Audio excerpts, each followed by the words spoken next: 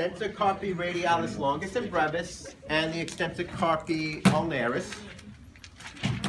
And then there's the extensor digitorum as well. We can bias those muscles to a degree, but the first main test is when we test all of them at the same time, okay?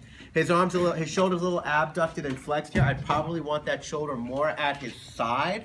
So if I had a high-low table, I'd probably bring this down a little bit so his arm, his humerus is a little bit more relaxed at his side while he does this, okay? So for 3, 4, 5, the first thing I'm going to ask him to do is, can you lift your wrist all the way up for me, okay? Do me a favor, when you do that, try to keep your knuckles and all this completely relaxed when you do that, okay? Yep, perfect, very good. You do not want the person to bring their fingers up, okay?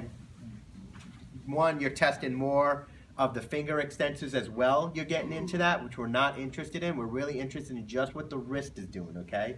So when I said extensor digitorum communis, yes, it crosses the wrist, but their main function is to extend the fingers. If you don't have them extending the fingers, you can minimize the activity of that to a degree. So what you want to do is have the person's fingers completely relaxed that way. When it comes up, those metacarpal phalangeal joints should be about 90 degrees, and then you should see the fingers all flexed over. So go ahead and lift that up again. Now hold, don't let me push you down. Okay, that will be 3, 4, 5 based on what I get. For the gravity eliminated position, I'm going to, we can support his arm on the table. Again, I got to be cognizant of friction as he does that, but just simply taking him from that flexed position. Can you bring your wrist all the way out like this when I ask you? And go ahead and do that, and I just see if they can do that. If they can get through full range, that's a 2.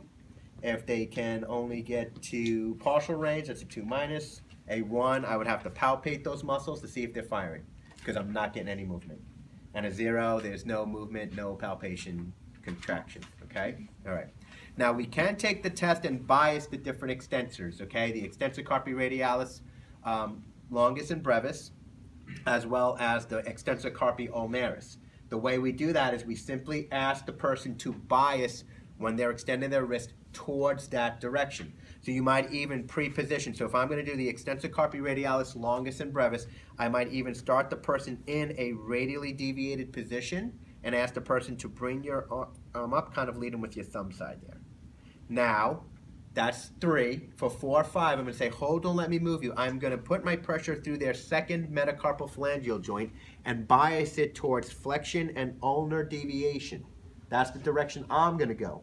So he has to extend and radially deviate against my resistance. Hold, don't let me move you. Now I'm biasing the ECRB and ECRL with that test, as far as 3, 4, 5.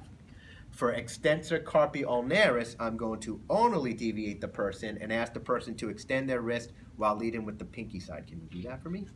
Good. Just make sure it's through against full range. If it is, now I'm going to flex and radially deviate. I am going to pull him this way over the 5th metacarpal phalangeal joint, okay? So I'm pulling him into flexion and radial deviation, so he has to continue to extend and ulnarly deviate, the extensor carpi ulnaris. That's how we bias those 2 out, okay? Your book also goes on to say that for the 2 and 1,